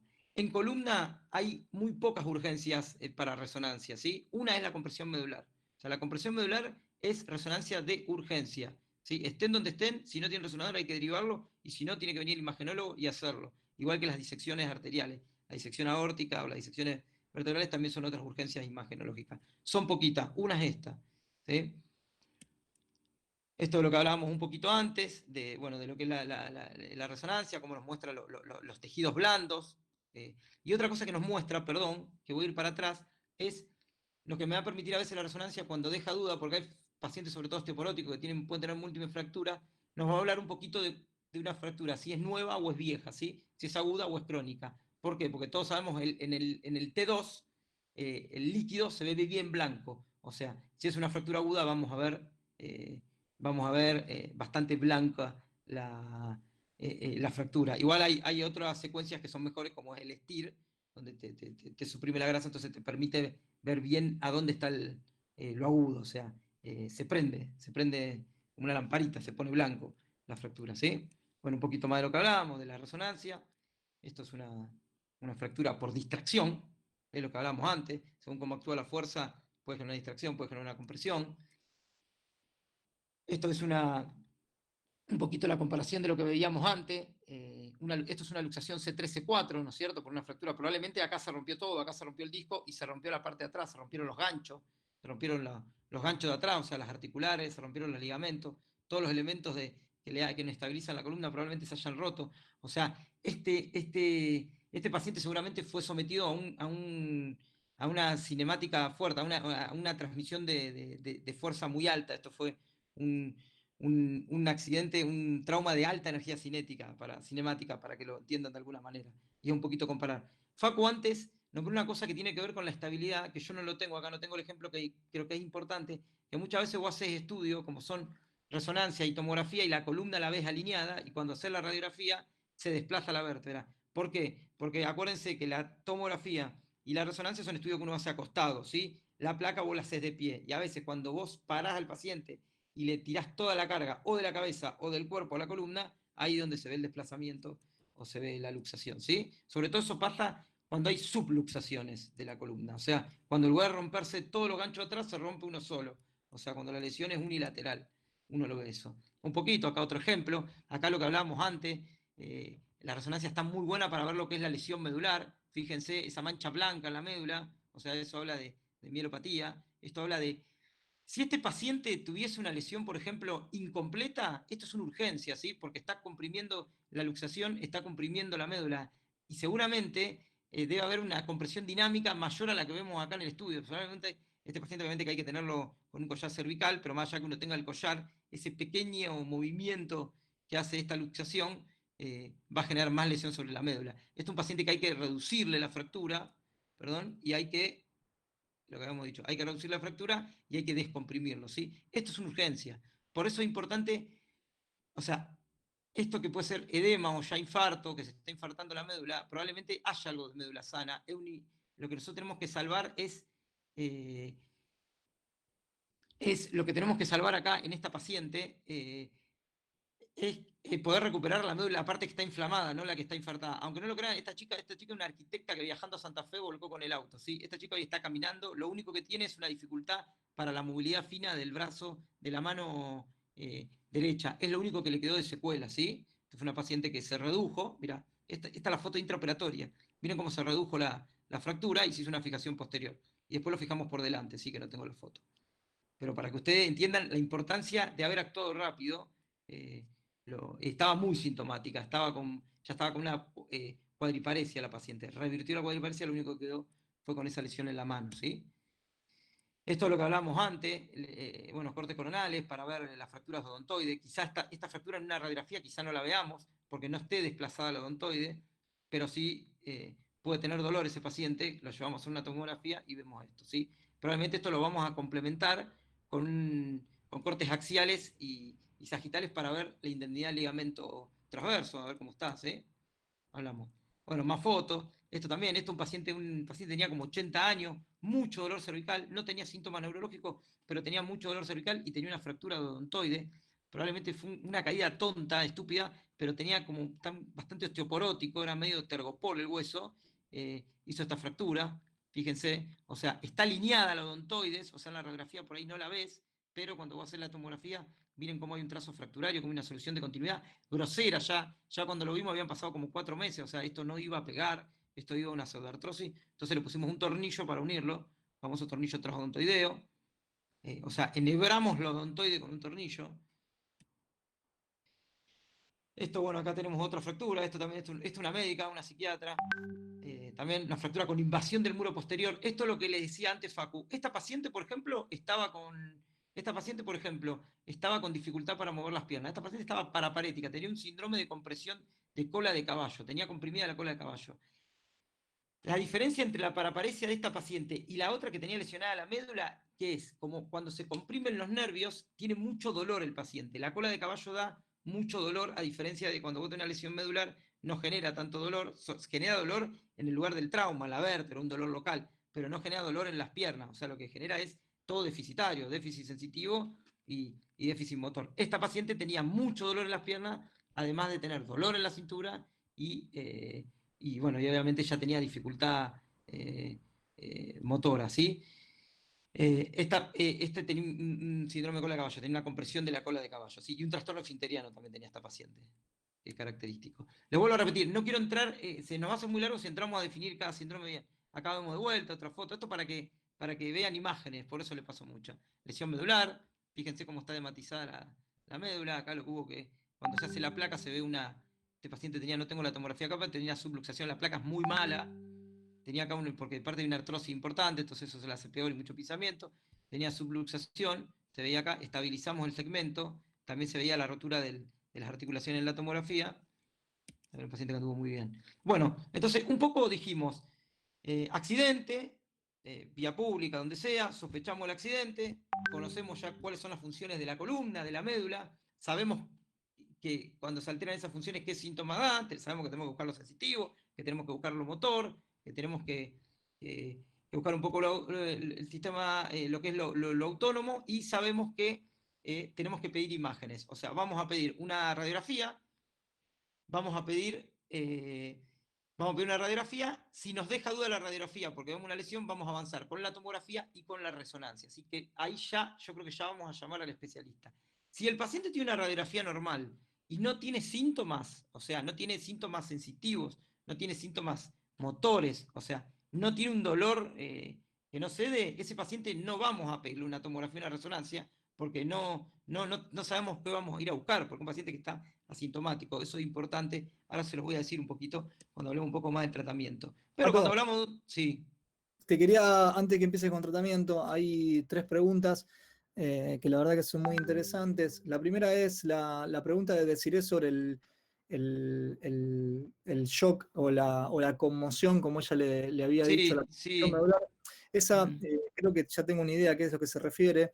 Hay un cierto cuadro descrito que es, la verdad que es bastante raro, no es frecuente, donde hay una pérdida de función sin alteraciones radiográficas ni en resonancia magnética, que se ve más en niños, pero que tiene una recuperación ad integrum en un tiempo de horas. La verdad es que ese tipo de cuadro es un cuadro que nos hace correr a todos en círculos. El paciente se liga, pobre, todos los estudios habidos y por haber y todas las precauciones para no encontrar nada y después recuperar espontáneamente. La verdad que el manejo de esa lesión no difiere mucho de las otras porque en realidad la terminás diagnosticando a posteriori, es decir, Claro, cuando gente recupera. entra con un déficit neurológico y se ponen en marcha todos los mecanismos para identificar cuál es la causa de ese déficit neurológico, y una vez que se descartó absolutamente todas las causas de ese déficit neurológico, y a veces incluso topográficamente lo identificamos, ponele, que está en la columna dorsal a nivel D9, hacemos estudios en D9, vienen completamente normales, el paciente sigue sintomático, entonces lo llevamos otra vez a hacer los estudios y hacemos estudios a nivel cervical, porque pensamos que a lo mejor es una lesión incompleta con ciertas manifestaciones de cervical, hacemos a nivel cervical, no viene nada de nuevo, y cuando terminamos de hacer los estudios prácticamente de todo el raquis, el paciente empieza a recuperar de a poco, y ahí tenemos el diagnóstico a posteriori de lo que es un cuadro transitorio de conmoción medular. Entonces, en realidad, no nos altera el manejo porque es una conclusión a la que llegamos después. Sí, después hay dos preguntas que están buenas. Sí, yo me gustaría terminar esta parte y contestamos las preguntas, porque un poquito nos vamos a acomodar un poco con esa pregunta. Yo también la estaba leyendo las Bueno, preguntas. la ¿En estuviste qué momento el leyendo. collar? ¿En qué momento no el collar? Eso. Lo No, único, pero esta lo es de muy buena, mirá, tiene que ver con lo que vos dijiste antes. Si tenés el tomógrafo disponible, Pato, ¿qué haces? sí, ¿Vas por placa o haces tomografía derecho? no, lo que pasa que es lo que hablamos antes. Acá vuelve a entrar lo del criterio y después el resumen final de lo que le quiero decir. Si vos tenés un paciente que está asintomático neurológicamente, pero es un politraumatismo, de rutina siempre se piden las placas, la cervical, el tórax y y la pelvis de rutina es lo que uno pide, por lo menos lo que se hace en las guías en los hospitales, acá lo que estamos haciendo.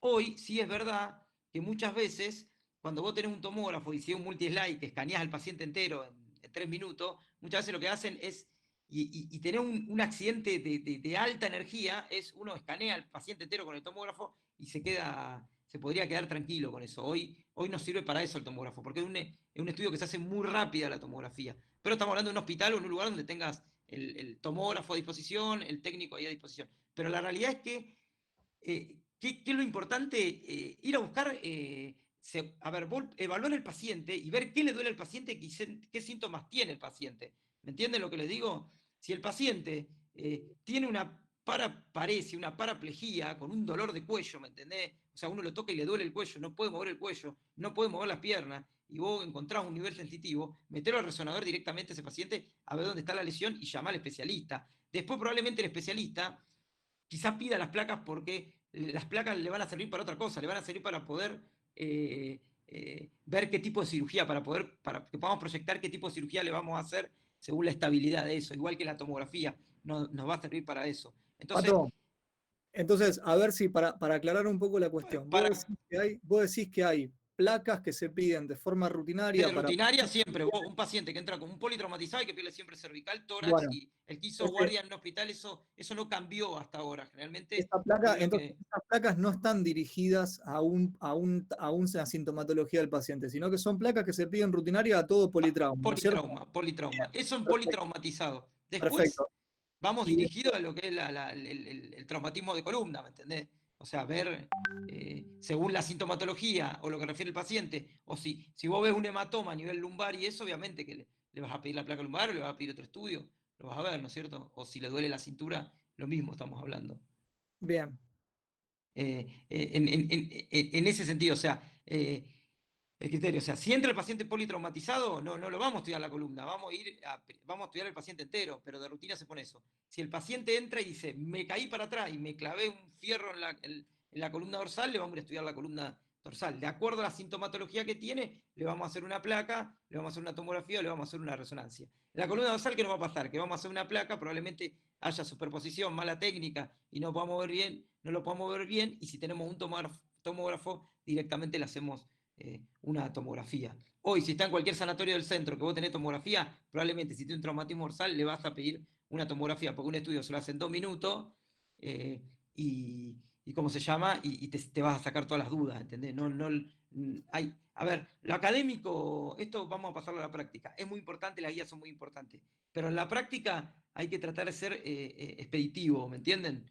Pero bueno, quiero terminar esto un poquito y así dale, terminamos de resumir un poco todo eso. dale, Entonces, dale. vos tenés un politraumatismo, o sea, un traumatismo, dijimos, un traumatismo raquimedular en el contexto de un politraumatismo. Como siempre, primero estabilizar al paciente. El ABC del ATLS, que es lo que sabemos, de la vía aérea, la parte respiratoria, la parte cardiovascular. O sea, es el ABC, fundamentalmente eso. Una vez que estabilizás al paciente, evaluás el daño neurológico y prevenís el daño secundario. Esto es, así a grandes modos, sería lo importante. En el lugar del accidente, ¿qué vas a hacer?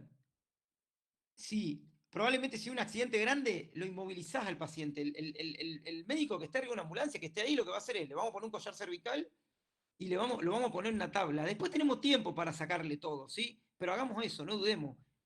Sabemos todo que si alguien hizo algo de ambulancia, se inmoviliza en bloque el paciente para poder poner la tabla, igual que el collar cervical. Tiene que ser en bloque, lo tenés que rotar en bloque. Cuando llegás a la sala de guardia, mantenés inmovilizado, ¿no es cierto?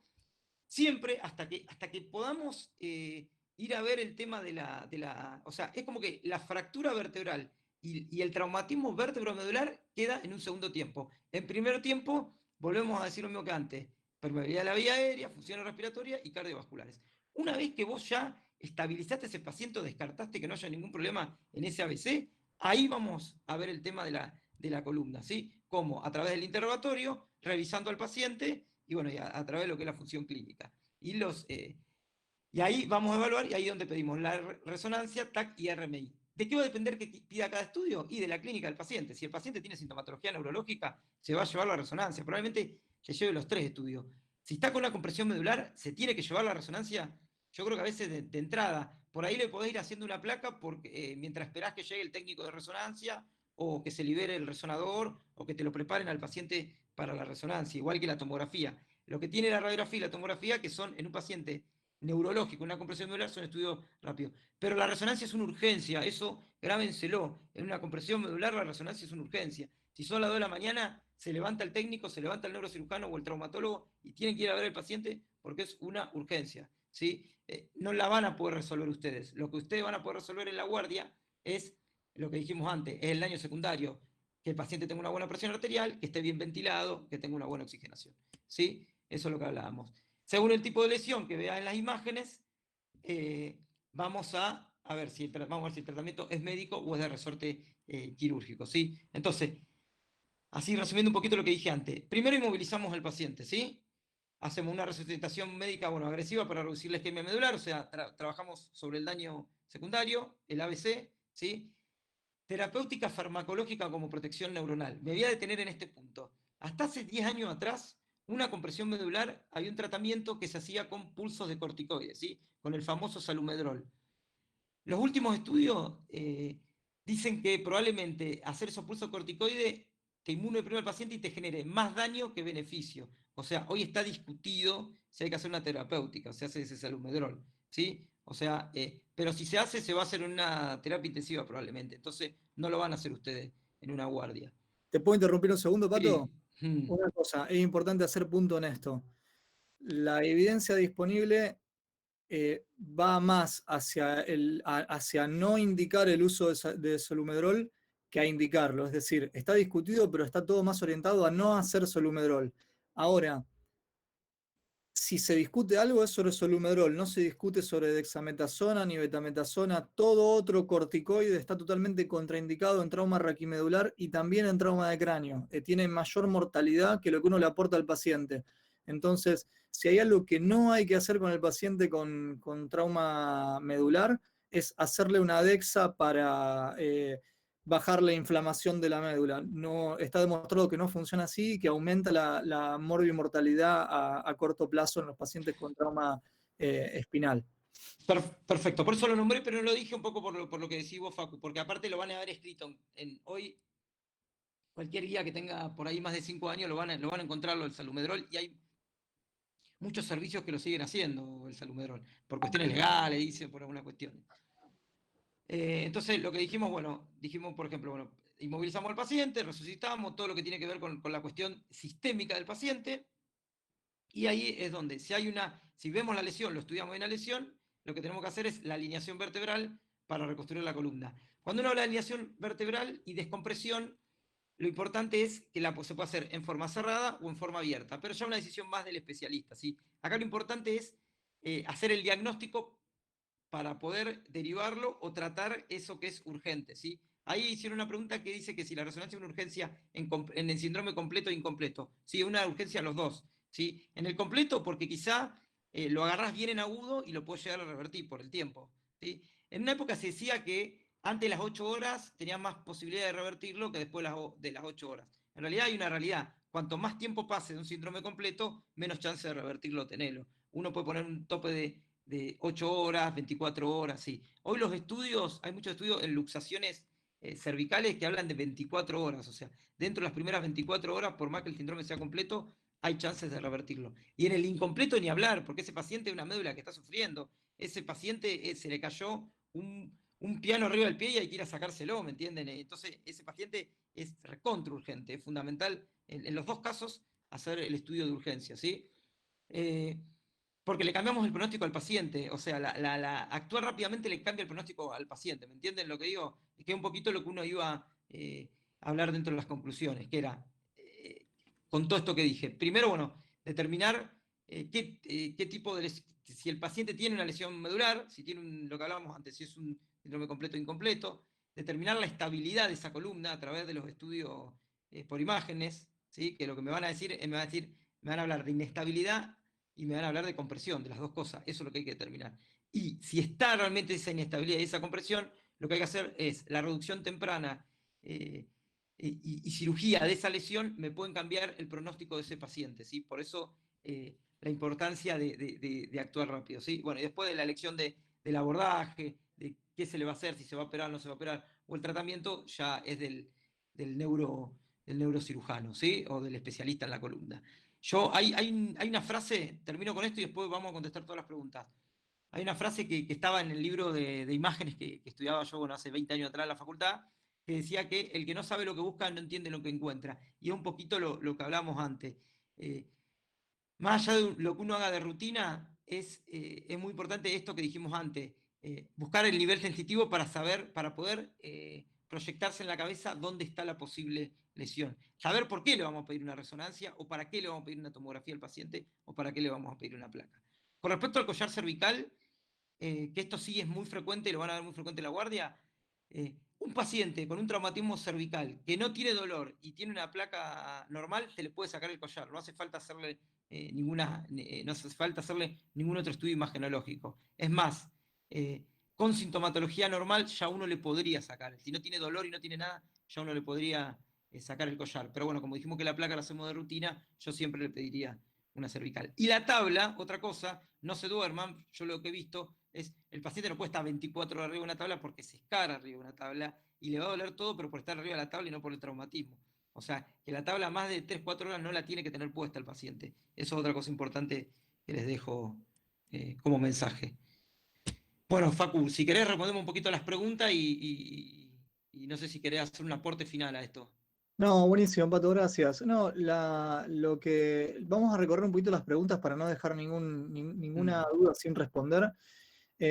Creo que hay muchas dudas alrededor de digamos, de los estratos o de los pasos que hay que seguir en cuanto a placa o tomografía. Si duele mucho placa, si hay déficit neurológico, tomografía. ¿Querés hablar un poco sobre digamos, sobre la preferencia entre un estudio radiográfico común y una tomografía computada?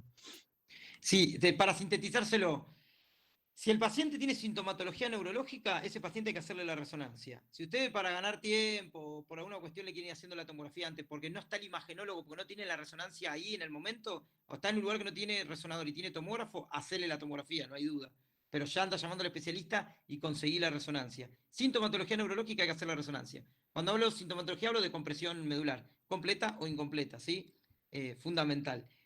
Ahora, si el paciente no tiene sintomatología neurológica, uno sí le puede hacer una radiografía. Si tiene una tomografía, si deja duda la radiografía, le pide una tomografía, ¿sí? Y ese paciente sí me da tiempo para que venga el especialista, para que la resonancia se la pida al especialista, si quiere, y para estudiarlo. O sea, lo que yo le voy a tratar a ese paciente es el dolor, ¿me entendés? Porque no tiene síntomas neurológicos. Entonces, eso es lo importante, ver si tiene sintomatología neurológica o no tiene sintomatología neurológica.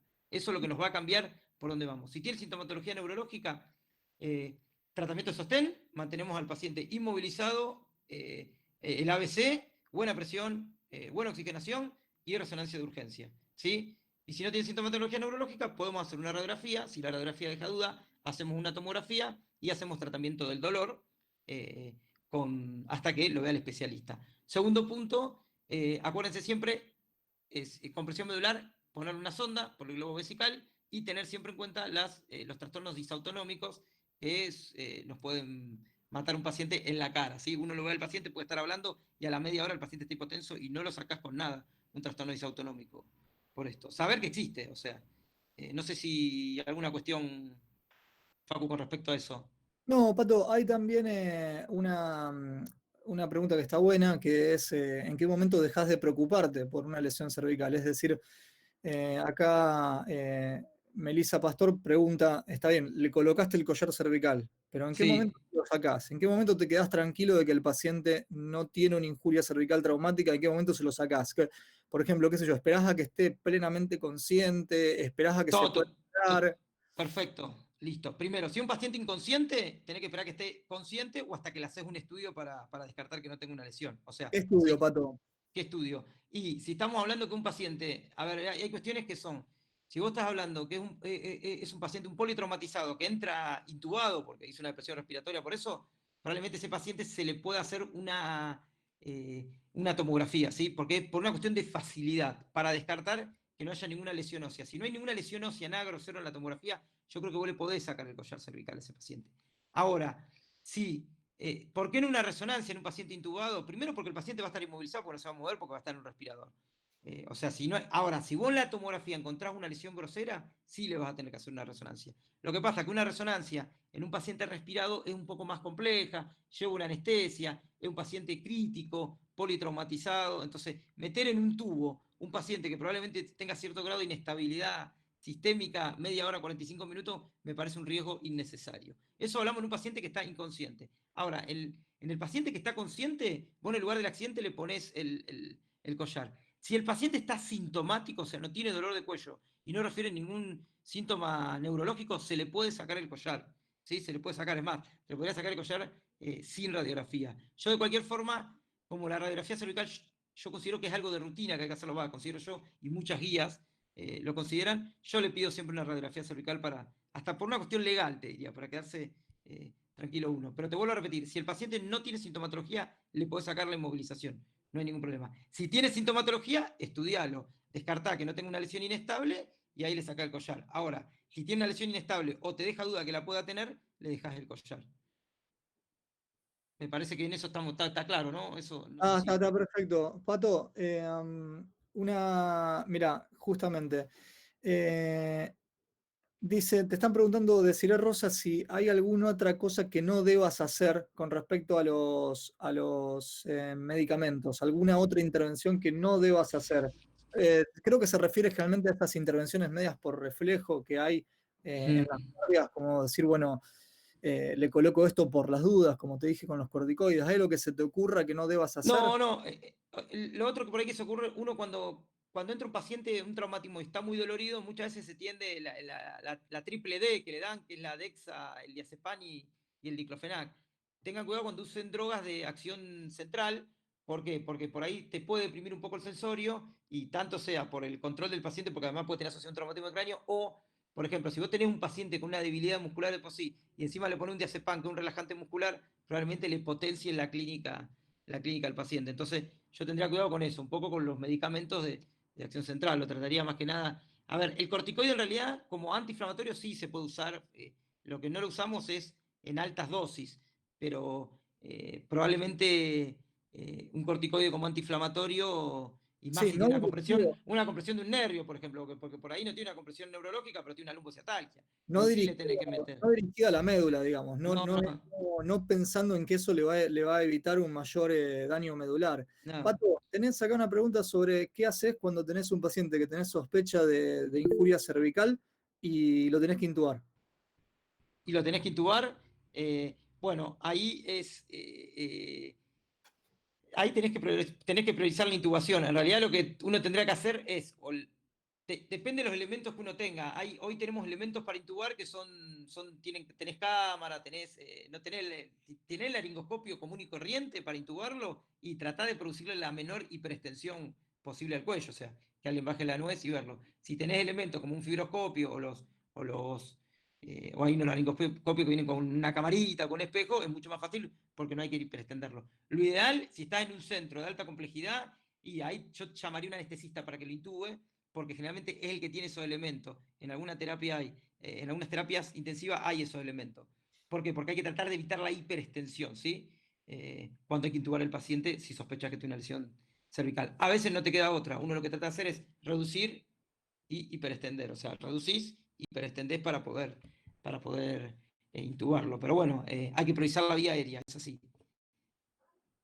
Mirá, acá hay una pregunta muy peculiar. Dice, hace unos 3 años atrás habías leído un estudio que se hizo en Estados Unidos que el collar cervical producía daño cervical por la inmovilización y que en Estados Unidos ya no se utilizaba.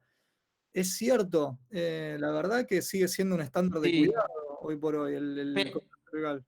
Perdón, en realidad quizás estudio que leyó, en realidad en lo que no usamos no se usa más el collar cervical, sí, verdad, pero ya estamos hablando en patología crónica, en la cervical, que es No, patología eso degenerativa, es lo que te iba a porque decir. Creo que genera mucha debilidad muscular, pero en trauma no, en el trauma collar sí. Filadelfia es No, mandatorio. no, sí, fundamental. Y un collar, y si se puede usar collar de trauma, mejor. Que el de Filadelfia, el marroncito ese, la goma espuma esa dura. Hay un collar que de trauma que es el de plástico rígido, que es el El que, blanco generalmente, que hiperextiende el cuello y eso lo inmoviliza mucho mejor.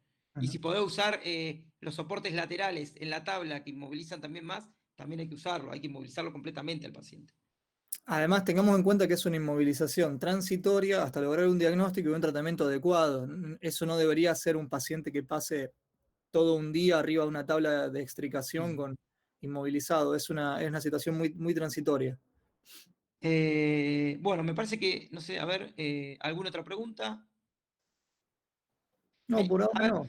por ahí pasé muy rápido algunas de las diapositivas por lo que le dije. Es un tema muy grande, hay muchas clasificaciones y la verdad que podría ser una clase que uno la podría dividir en tres y podríamos hablar 3 horas de compresión. Le vuelvo a repetir, porque podemos dar una clase de síndrome de compresiones medulares, que creo que es un tema aparte. Podemos dar una clase de lo que son síndromes radiculares, compresiones y podemos dar una clase de fracturas. Fracturas es gigante la clasificación de fractura y hay un montón de cuestiones. Pero a grandes rasgos, lo importante es lo que ustedes no se tienen que comer en una guardia y saber que esto es una urgencia. Igual como un hematoma de cerebro es una urgencia, yo diría que esto también es una urgencia. No da tiempo, ¿me entienden? O sea, generalmente estas cosas caen a la noche, ¿no? Y los fines de semana, no me pregunten por qué. No caen el lunes a las 8 de la mañana, caen cuando los especialistas y los imagenólogos y todos están todos durmiendo, está todo cerrado y vos estás solo en la guardia. Bueno, despierten a todo el mundo, si se arma quilombo, que se arme quilombo. Pero les puedo asegurar que usted, teniendo la posibilidad de que alguien no se quede en una silla de ruedas, que no solamente que hace una silla de ruedas, es que hace una silla de ruedas, no sentí malas piernas, no sentí cuando se pica caca y no puede tener más relaciones sexuales, o sea, perder tu vida sexual por completo.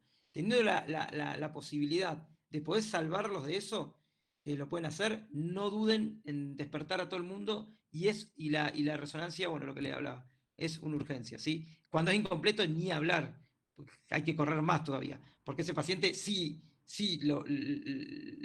va a mejorar seguro operándolo. A veces cuando es completo, hacemos todo y es irreversible. No sé si Mateo, alguna me otra parece que cosa. está fantástico, creo que quedó muy claro.